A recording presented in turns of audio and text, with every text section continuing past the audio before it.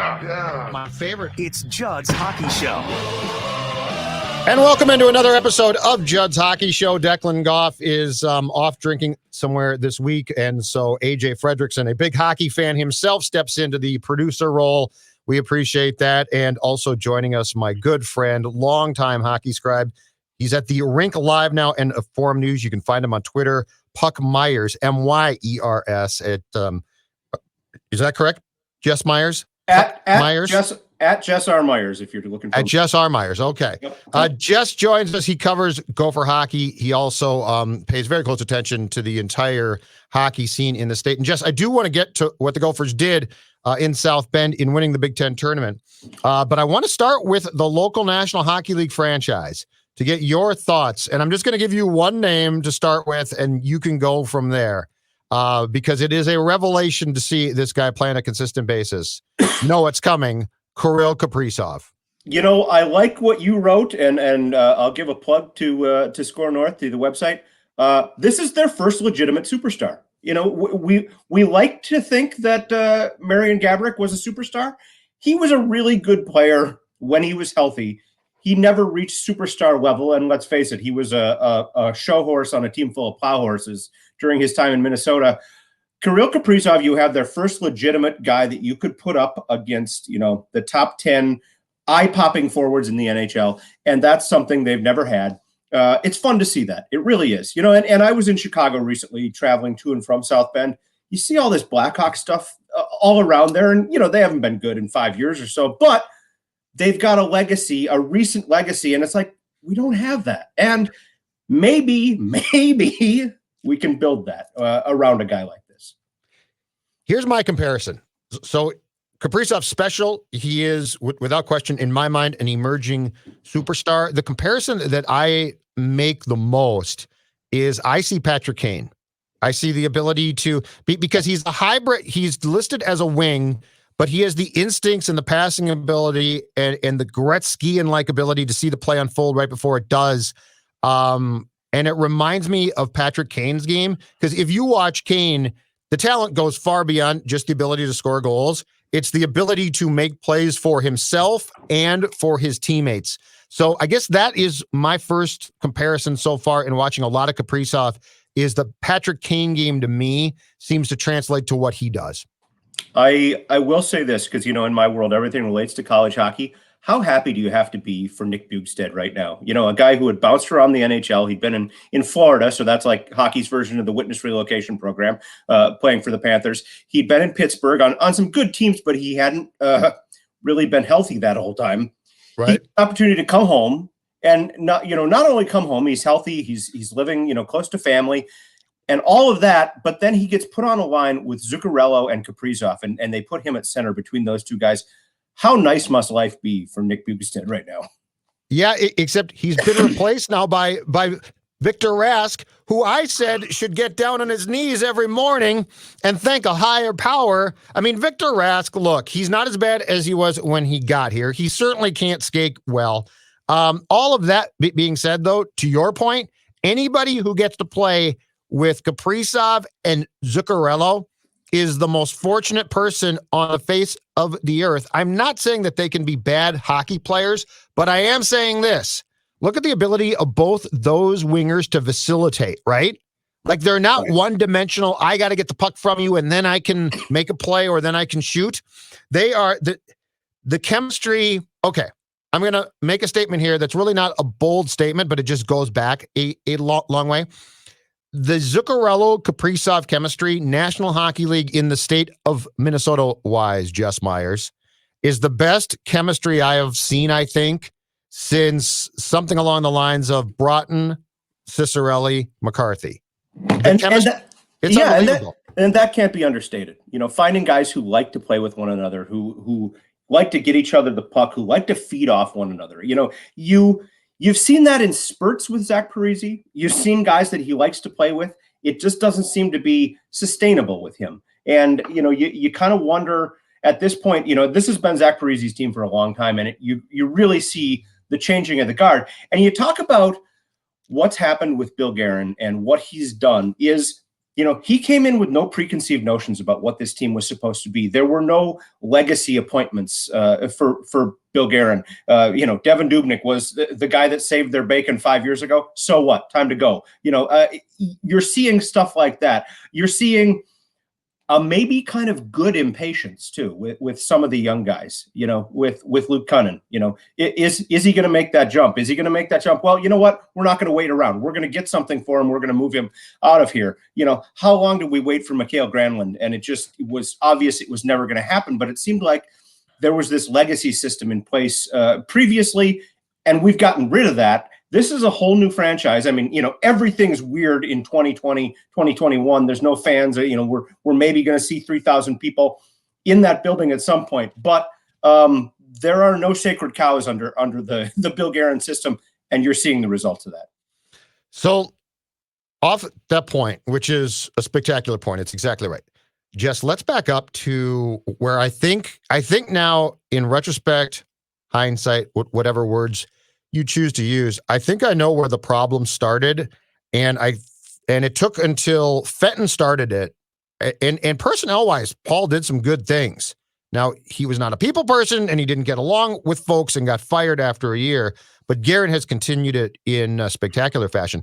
But you know what, Jess? I think the problems, to back up now, started when Chuck Fletcher's GM hired Mike Yeo to coach what he thought was going to be sort of a young up-and-coming team, fun, young. Yep. And then on July 4th, 2012, they go sign Parise and Suter. And Yeo's the coach. And I think Yeo's like, hold on a second here. I thought I was going to coach this young team, and now I'm coaching two guys who are veterans, who are going to come in with very much preconceived notions that they can have say in what we do and what I do as far as coaching goes, who are going to have good or bad, and at that time we didn't know, a major impact in the room on these young players. And I think really now, and that team was a non-playoff team, and those moves made them a playoff team and got fans back in the building. So I'm not even saying it was a terrible move. But what I am saying is, I think the collision course of Yeo expecting one thing and getting another, and the veterans coming in and basically saying, no, this is our team and our room at the time, which it very much was, sort of sent things awry and sent us on the course of, you're going to make the playoffs a lot, but you are not going to, I think it was 6 consecutive years, make the playoffs, 4 first-round exits, 2 second-round ones. And that's where there was a disconnect, and I think it sort of started to crumble as what we thought was going to be the long play, which on July 4th, 2012, we thought the long play would be Stanley Cup. Keep this in mind. 6 trips to the playoffs. We like to talk about that stat. 2 wins beyond the first round. 2 in 6 years. It's not quite Minnesota Twins futility in the postseason, but it's pretty close. To get to the first round, I mean, the Timberwolves had a run like that for a while. Remember that? They were a first-round team every year and then did absolutely nothing. But, hey, we made the playoffs. Rah, rah, get everybody excited. Get this year's playoff towel. It'll be good for about 3 games, whatever. Have fun with that. 2 things on the coaching situation, though. And this going back to the hiring of Mike Yeo. The theory is in coaching that you always hire the opposite of what you had before. You fire Glenn Mason if you go for football, the suit and tie guy, the business-like guy, and you go out and you get rah-rah Tim Brewster. You fire him and you get aw shucks guy in Derek Hill. It seems like you always get the opposite of what you had before. They had the young up-and-coming coach in Todd Richards. He wasn't ready for the job. He wasn't there at that point in his career. Who knows if he is now? He's had a nice run as an assistant coach. They went out and hired the same guy in Mike Yeo. And the theory was he had coached all those young guys in Houston. They all knew him. They all trusted him. They'd done really well at the AHL level. So you're right. He was going to build around all those young guys. Now, if you're Mike Yeo, if you're Bruce Boudreau, I don't care what your name is as a coach. If somebody says in 2012, do you want Zach Parise and Ryan Suter on your team? Fire him immediately if he says, no, I want to build around the young guys. You had to take that chance. And when you had that idea that those 2 guys wanted to come together as a package and play in Minnesota, you had to make that move. Now, I've mentioned this before, though. Here is the great disappointment to me in the Parise-Suter acquisition and era. It's not going to the playoffs 6 years in a row and winning 2 games in the second round. Here's the disappointment. I will never forget this from the opening press conference with those two. And that was like, hockey party in July in St. Paul. The lobby of the building is packed. Every media outlet in the state is there. It's a huge, huge deal. And one thing that both Parise and Suter insinuated at that point was, as far as free agency goes, this is the beginning. We're the first two, but we're here now. We're going to recruit, the next wave of free agents. We're going to make Minnesota the hot free agent destination where everybody wants to go. We're going to let everybody know you want to raise your family here. You want to play in this market because it's hockey culture, but it's not insane hockey culture like Canada. You can still go to Cub and get a loaf of bread without, having to sign 50 autographs. You're a member of the Minnesota Wild. That never happened. Okay. Name me the next big free agent that came here because they said, I want to play in that market. I want to play with Parise and Suter. It just never materialized. That was the great hope, was not only what those two would do on the ice, but what they could do in terms of making Minnesota a destination. And, lo and behold, almost 10 years later, where does everybody want to play? They all want to go to Vegas for some reason. That's the hot place to play now. I don't get it. Which part don't you get? The nightlife, the no state income taxes, the fact that it's beautiful all year round. Which part don't you get? But you're right about that.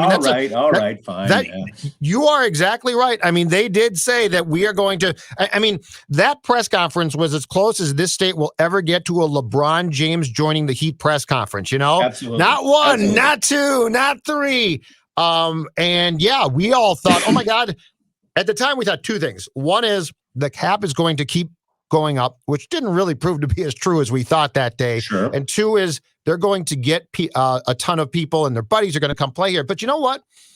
So here's the interesting dichotomy of the entire situation to come full circle now. And I give Bill Guerin credit here and I give Fenton credit here, but it is incredible that it took so long to recognize, okay? So at some point in time, going to the playoffs during that 6-year run should have become not enough. Like at some point in time, Chuck should have said, you know what? This just doesn't feel like it's working because, Jess, you know this too. I mean, this does not take a genius.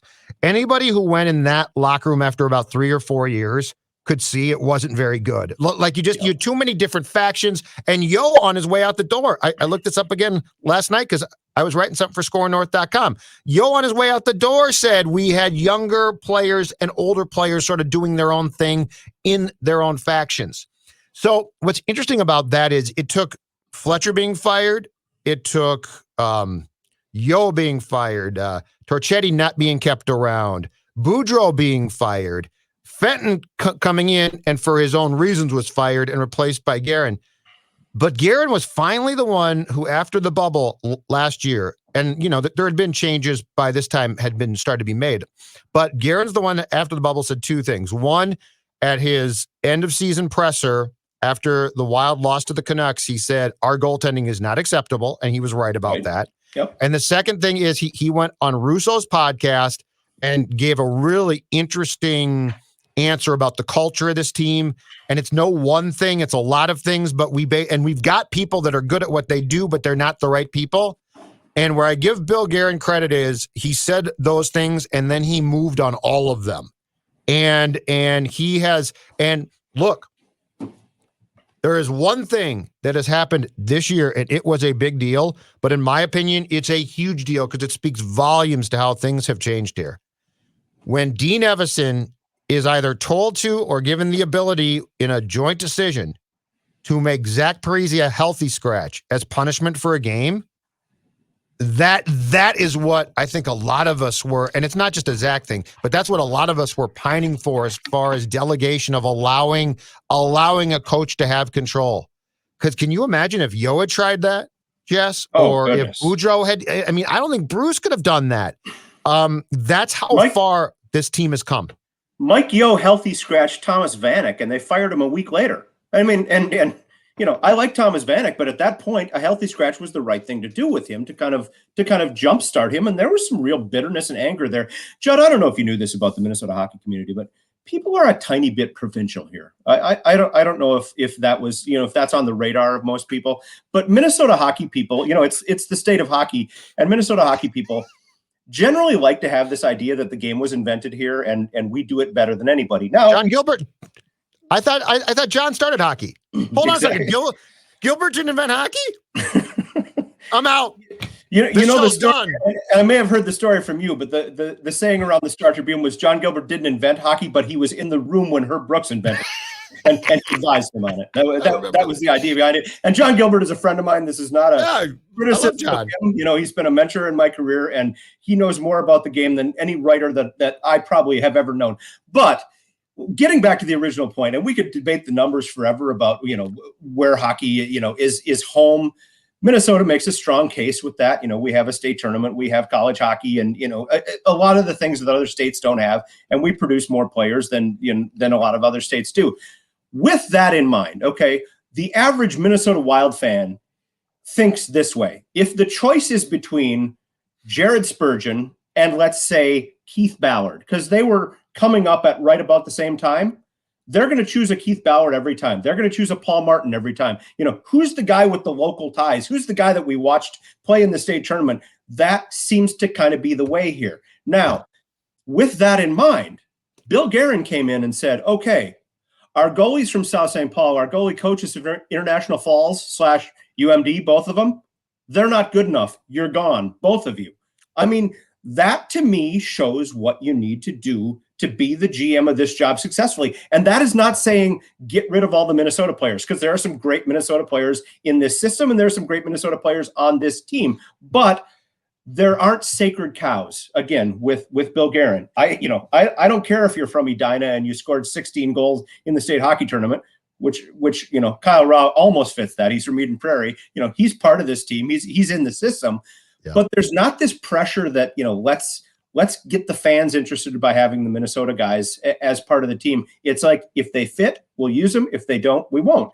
Nick Bukestad, again, is a perfect example of that. Here's a big body that can help them at center. Let's bring him in. We can get him on the cheap because he's been injured. You know, he didn't cost them a lot. You know, the fact that he's from Blaine and he won Mr. Hockey is just a bonus. They're just aren't those sacred cows in this system. And I think you're seeing the results. I mean, hey, if you'd rather watch Nick Leddy hoist the Stanley Cup in Minnesota or in Chicago, you know, just because he's a local guy, you want him here. You don't care that he's a local guy if he plays somewhere else. Yep. And to your point too, we also tend to fall in love with guys. You know, Dubnyk's a perfect example. And Dubnyk came in when Chuck got him. I mean, he single-handedly dragged this team to the playoffs. So that's great. But by last year, when he would stop a rink-wide pass and they did, Dubs, I wanted to puke, because, I mean, that's not what this is about. That's not what this is about.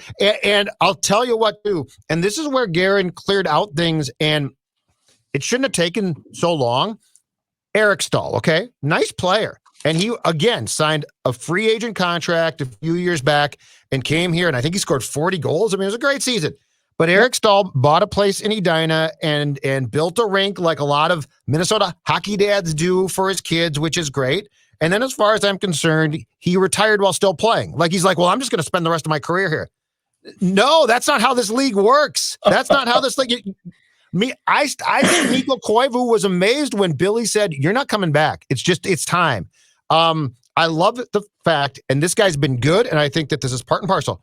Jordan Greenway was called in after the bubble by Guerin, and from what I was told, was basically sat down and told two things here. One, I don't want to trade you, but you have to start playing hard and producing every night. And that doesn't necessarily even mean points. It means you're a big body. You've got the ability to be everything that Charlie Coyle didn't turn out to be, but you're turning into Coyle. And then what I loved was he looked around and said, who are Greenway's buddies? Luke Cunnin, big buddy, right? Bang, yep. Gone. And who's produced now? Because that's how hockey players work. So it shouldn't have taken this long, but I do applaud Guerin for realizing, understanding, and then pulling the trigger on some moves that nobody else here had made, and then empowering the coach, which also clearly hadn't happened until now. And side note to that, by the way, because you brought it up, if you want to retire and yet keep playing in the NHL, we have the Arizona Coyotes. That's always an option. That's where guys go if they don't really want to play anymore, but they want to keep getting a paycheck. You know, and I think of a former Gopher that I won't name in that. But that's enough said there. Does he wear 81? Maybe. Did he veto a trade to the Wild? Yes. From Pittsburgh for Jason Zucker, which, by the way, is one of the biggest breaks that the Wild got when Kessel put the kibosh on the trade here and said, I don't think so. Can you imagine Phil Kessel in that room? I'm sorry, don't think it would have been good. Instead, you got a first-round draft pick coming to you for Zucker and Kalen Addison, who's a nice young defenseman who I think is probably going to take the Dumbo role next year. That's one of the great breaks is that Phil Kessel said no. Okay, and since we're on that topic, speaking of guys that can or cannot veto trades, okay? Yes. Let's have some reckless speculation here. Oh, I love it. Islanders just lost Anders Lee for the season.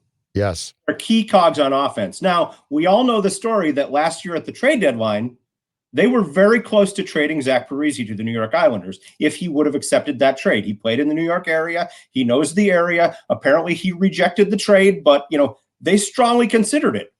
The Islanders need a player now. Is Zach Parise back, in the trade conversation on Reckless speculation.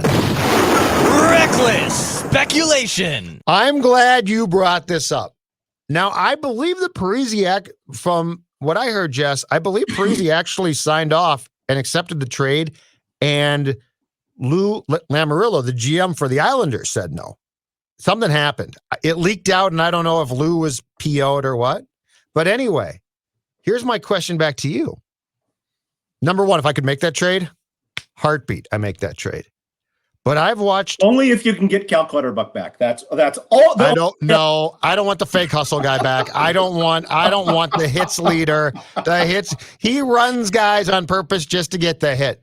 But Jess, I've watched, I think, almost every Wild game this season and been at most of the home games. And I will say this. Do you remember when we came back from the lockout in 2005 and 6? And the only good thing about the lost year was the Shanahan rules in place that sped the game up. I mean, the game before the lockout had become damn near unwatchable. Those first few years were awful hockey. And it came back, and it had been opened up. The red line was gone. It had turned into a pretty good game. And now I think it's great.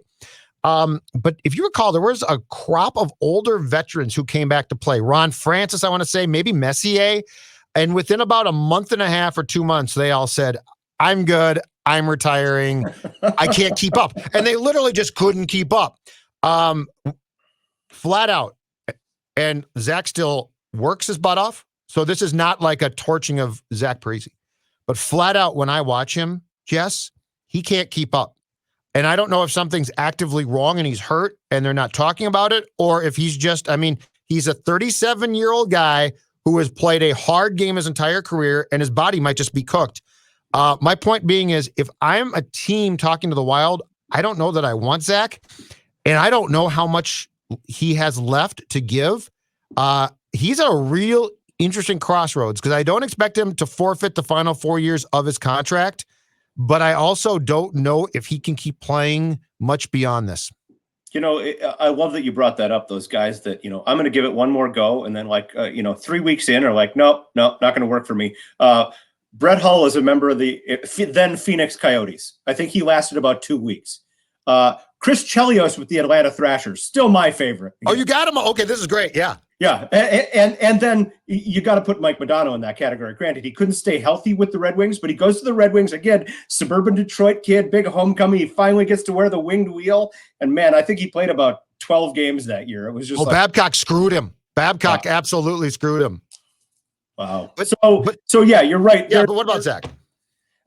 On the Zach topic, if you can put him in a role where he can stay down low around the goal line, the side of the net where he likes to do that wraparound, take the abuse, all that, I think he can still be an effective player. He's not gonna run your breakout. He can't be in that role anymore because I think you're right. I think he's lost the speed and the hustle. And you said it, nobody works harder than him. Absolutely not. during the lockout, and frankly, I can't remember which one because we have them about every 3 years. You know, it's kind of like a lunar eclipse. They come along about that often under Gary Bettman. But during one of the lockouts, you know, guys were at St. Louis Park Ice Arena every day. They were working out on their own. You know, they were pitching in, they were renting the ice time, and there were 20, 30 NHL guys there just scrimmaging and working out.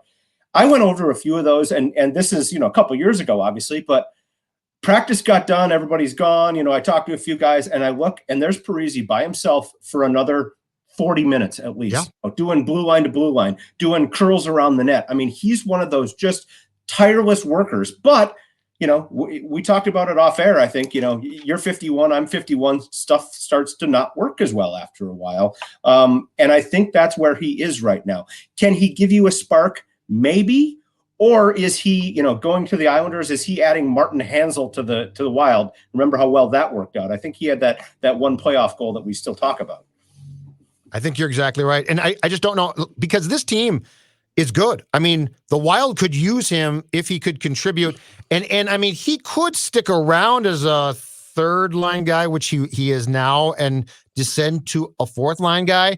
But there's a lot of pride there too. And this guy, I mean, he was never blessed with the God-given ability that Kaprizov has, but he had ability, and he combined that with a willingness to go in the corners and go in front of the net and work his butt off. But he's 37 now, and that is going to take its toll, and clearly has.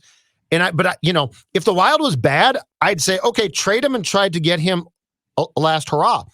But the Wild's not bad. They're actually a very nice team. They're a good team. They lack a top center. They do lack some things, but I mean, this is a playoff team for sure. And I wouldn't be shocked if they won a round, especially if the goaltending continues to play as well. So Parise on this team actually should fit. But Jess, you know, this game is now at a point where if you can't keep up, you can't keep up. And it's one thing to be Victor Rask and sort of be, okay, I can't really keep up, but I can fake it. It's another to be Zach Parise, 13-year, $98 million man, and flat out look. And Kevin Fiala is, you know, you started at the same point in the defensive zone, and Kevin Fiala's 3 steps clear of you because you just can't keep up with Kevin Fiala. From my experience, and I've never done any of these things, but the 3 worst things you can do to your own human body, in order: number 1, smoking, and I've never been a smoker, thankfully. Number 2, playing defense in the National Hockey League, because, oh my goodness, do you get beat up. And number 3 would be playing that top of the crease role in the National Hockey League. You know, the rat terrier role that they like to say, the guy that just cannot be moved from the top of the crease. Zach has played that role very, very well. But again, at 38, do you want to play that role much longer? The guy who's, you know, blocking shots or tipping shots or trying to get out of the way when you know, there's a slap shot coming from the blue line. The guy who's taking a cross check to the back every shift when you're posted up in that position, that has got to just wear on you after a while. Second thing, sir. So we have both of us through the years have been big fans of Gary Bettman, NHL commissioner extraordinaire, done a great job. Actually, compared to Rob Manfred, looks like Einstein. But is it not about time? And I am happy. Is it not about time that the National Hockey League returns to the biggest sports network in the United States? I think the move, and I know it's going to be a package and a B package, and we don't know who's going to get the B package yet, but I think the move back to ESPN finally, I mean, for a league that once went to Outdoor Life Network as a cash grab, as far as spreading the word and getting eyeballs, this is a very solid move. And I always said they should have found a way, because not only of games, but ancillary programming, to maintain a relationship with ESPN, but at least they're going back to it. I just had to drop my carrier because they didn't have Sports Channel America, so I didn't know where I was going to find the games. You know, the stories we could tell, Jess. You talk about just boneheaded broadcasting moves over the years, and you know that's got to be one. John Ziegler in one of his final acts, spurning ESPN for Sports Channel America because they offered 100,000 more or something ridiculous like that. You know, you couldn't find the games anywhere, and you know. Oh my goodness. Norm Green putting games on pay-per-view, home games. I was just going to bring that up. I mean, you think of the work it has required to watch NHL hockey over the years. It's amazing that the league has done as well as it has. And, it's paled in comparison rating wise to a lot of other sports. And then back when it was on ESPN, you got the hockey diehards who complained about, overtime goal goes in. That's it. That's the final. We'll see you. SportsCenter is next. No post game, no half-hour show. It's like, take what you can get. If it's on TV, my goodness, you've got all these other, 100 different podcasts like this one where you can get post-game analysis. If it's on ESPN, we'll take it. Even if it's on The Deuce, like back when it was all young and hip with Keith Olbermann wearing a leather jacket on set. I think we need to back too, by the way. Yeah. Oh, yeah. Oh, stream those again. That would be, those were the greatest ever. But greatest opening line ever, by the way. The first ever ESPN2 show when Olbermann comes out in the leather jacket with the slick hair because they're going for that young demographic. And his opening line is, "Welcome to the end of our careers." It was him and Susie Colbert. But then you're right. ESPN2 was the first big home of hockey. They had a hockey game a night because they were desperate for programming, and they had some college basketball too. But yeah, they 1990, was it spring of 1990 or spring of 1991? I think it was spring of 1990. We lived in Roseville, and 91. The year the North Stars went to the Stanley Cup Finals, whoever my cable provider was back then, Jess, I had to actually pay for a special package to get the entire playoffs and North Star games. Yep.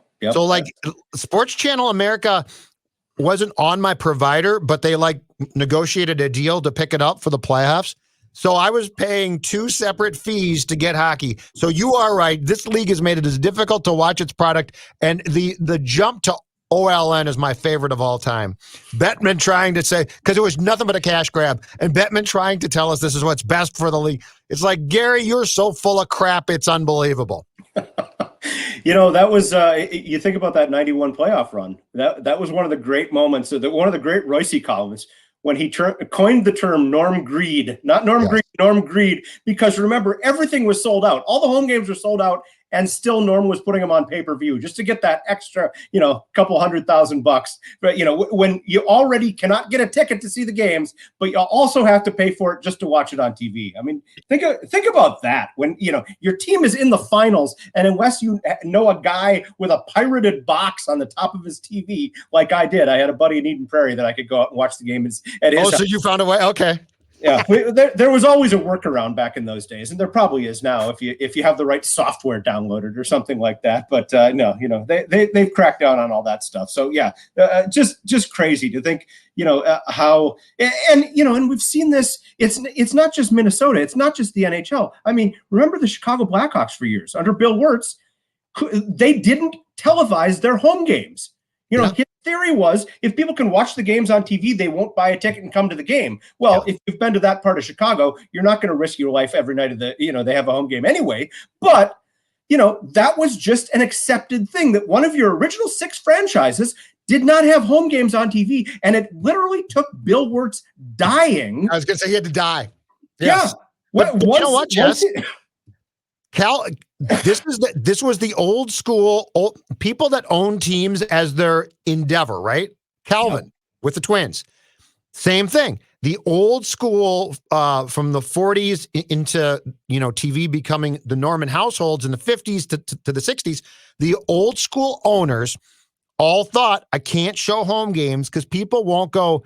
And I want to say, when I started to watch the Twins in '78. I think there was 25 to 30 games aired. If they aired a game from Met Stadium, it was a treat, and it might have been 3 games. It was a big deal. So, Ballard with the Maple Leafs. Howard Ballard, Harold Ballard, who owned the Maple Leafs. Harold Ballard, yes. Same deal, And Ballard, to his credit, was the first owner to figure out, hey, all my games are sold out anyway. I don't need to go out and get any high-priced talent. It doesn't matter if we win. It's Toronto. People are going to buy hockey tickets. I don't need to work that hard. And frankly, we had that here in about 2005. When there was that free agent frenzy and the Wild went out and got Brian Rolston and nobody else. There was honestly this theory that, we're selling out every game. We can't keep merchandise on the shelves. We don't need to bust our humps to try and get to the third round of the playoffs because we're in Minnesota. Now, every owner likes to win, but there wasn't that pressure that you have to build a winning team that people will get interested in, that you may have in Nashville or in Vegas or in Los Angeles or these non-traditional hockey areas. Again, You're exactly right. You're at a disadvantage being the state of hockey. Okay, so yes. NCAA men's ice hockey selection show, if I'm not mistaken, 6 p.m. Sunday, ESPNU. Is that correct? Correct. What's your expectation for where the Gophers are going to be seated, where they're going to go, and how impressed were you by the cardiac kid nature comeback of the first two games, and then the game against the Badgers, which I believe because I was at the Wild game, I believe that I turned it off my computer at 5-1, and the next time I saw the score, it was 5-4, and they won 6-4. They won 6-4 on an empty net goal. Yeah. Okay. Okay. So, couple things that I learned. I made the trip to South Bend. And by the way, I call it South Bend. Yes, I know the arena's on campus and they insist it is Notre Dame, Indiana. No, I'm in South Bend. I'm not. Oh, are you serious? Yeah. Oh, yeah. Yeah. Across the street, it's officially the city of Notre Dame. Much like when you go to Penn State, you are in University Park, Pennsylvania. No, you're not. You're in State College. Knock it off. Do you know to that point that in Green Bay, they rezoned Lambeau Field to put it in Green Bay when it's really in the city of Ashwaubenon? They literally took the chunk that is Lambeau Field and said, that's Green Bay. Everything else, Ashwaubenon. Listen, people, Notre Dame's in South Bend, and the Packers aren't really in Green Bay. I loved when they used to list, like, by the way, the NFL training camp sites back when people used to go somewhere else for training camp. You know, they would say Minnesota Vikings, Mankato, Minnesota, and then they would say Green Bay Packers, Ashwaubenon, Wisconsin, literally across the street from their home stadium. But it was like, oh no, we're going to Ashwaubenon. We're moving off site. You know, we're going to stay. BS. Anyway, Gophers, go ahead. So here's what we learned. Number one, the Gophers hadn't trailed by 2 goals at any point this season. That was and come back to win. That was a big stat because they got down by 2 goals against Michigan in the semifinal game. And the guys on TV are making a big deal. Minnesota has not come back from this much of a deficit all season. I pointed out the fact that I think maybe 3 times they had trailed by 2 goals. You know, this is a team that won 23 games now. You haven't trailed by 2 goals very often. You haven't trailed by 1 goal very often. So, this was a unique situation. They learned a lot being in a tournament setting where it's one and done because they hadn't played an overtime game this year. They got into the dreaded hot goalie game in the first game against Michigan State. Michigan State has nothing. They average a goal and a half a game. I mean, they just were not a very deep, not a very dangerous hockey team. But they get an early power play goal and they're ahead of the Gophers 1-0. And the Gophers just pepper and pepper and pepper. I took a picture at the end of the second period because I was up on one end of the arena. The area in front of the Michigan State net looks like they had gotten 7 inches of snow. There was so much traffic around their goalie in the second period, and the Gophers couldn't score. Finally, Bryce Brodzinski gets a goal in the third period. They go to overtime. And then in the overtime, you could see Michigan State was absolutely out of gas. Nothing left in the tank. The shots in the overtime are 10-3. Gophers just peppering them. Finally, Sampo Ranta does a Sampo Ranta thing, which is score a goal like he seems to do in every game. So they win that game. You say you survive a bad Michigan State team, but you learn from it. You learn how you have to dig down deep. When you don't respect an opponent, things are going to go that way. So you learn from that one. Against Michigan, same deal. You give up a power play goal. You're down 2-0. Going into the third period, everybody thinks, okay, the run ends here. We're going to have to see what 2 or 3 seed the Gophers are going to get. Again, they get a couple of uncharacteristic bad goals given up by Strauss-Mann. Nathan Burke, who's not a goal scorer, just one of those hardworking fourth line guys, he admits it. I'm not going for the 5-hole. I'm just throwing the puck on net. It goes in. There it's 2-1. Then, Ranta scores again because Ranta seems to score every game lately on not real good, again, throw it at the net kind of play. It goes 5-hole, 2-2. You go to overtime.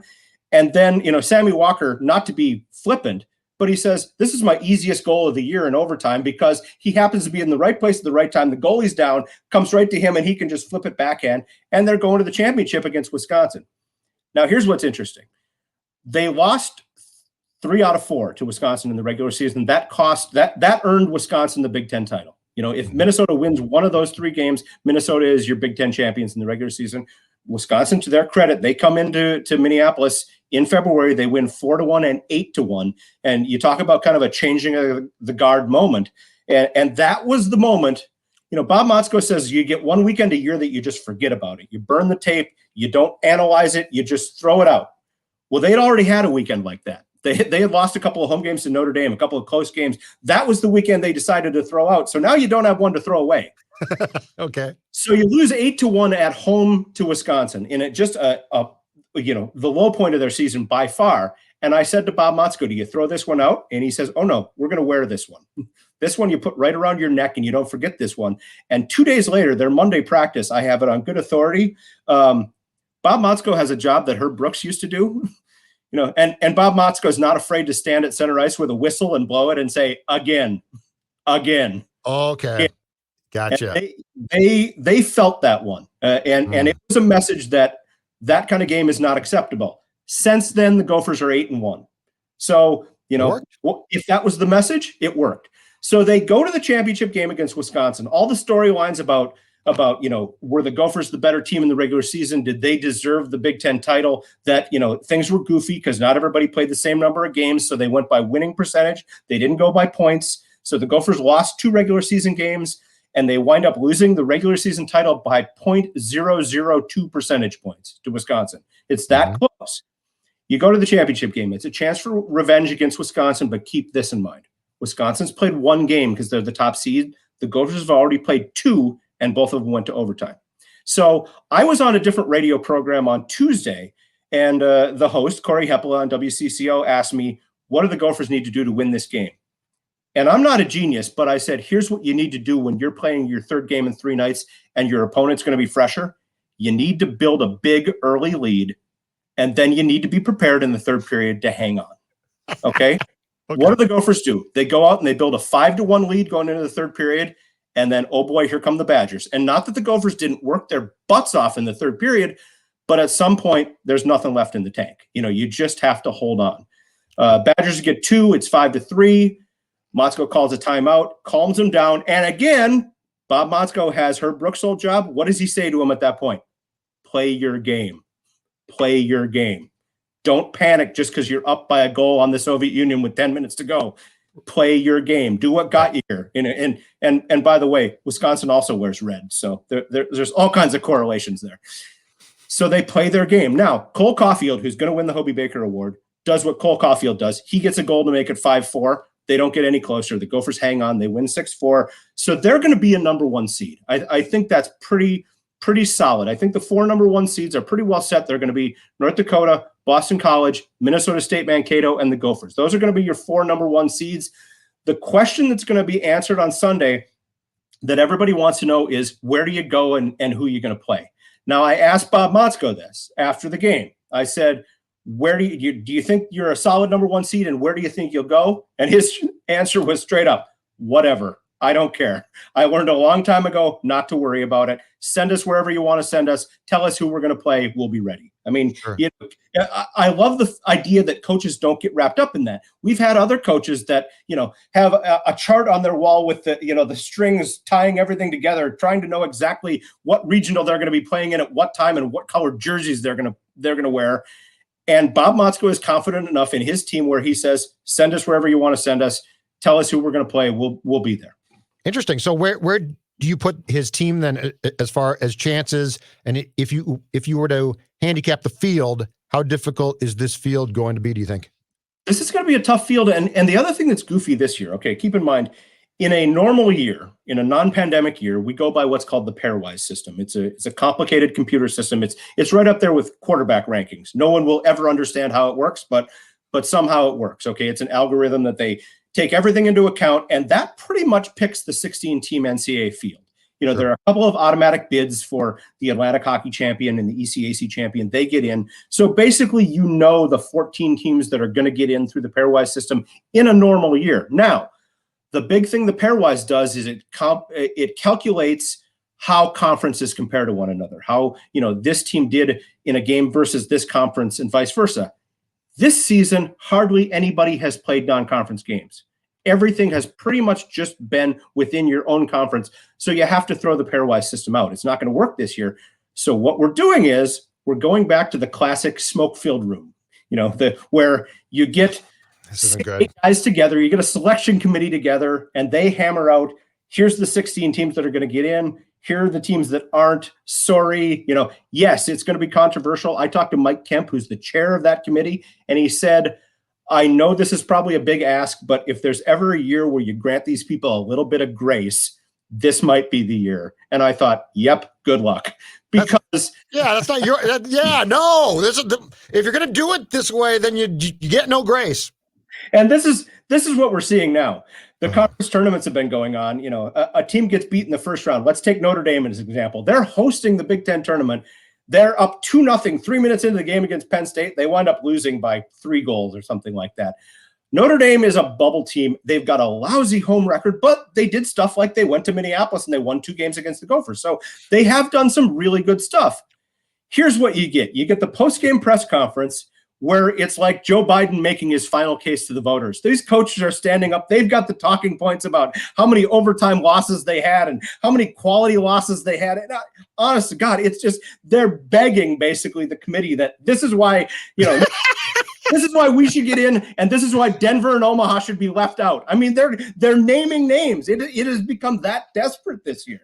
So, oh God, that's great. I'd much rather be the Gophers at this point, where you're in the tournament because you won the Big Ten. That's an auto bid. You're good. Don't worry about anything else.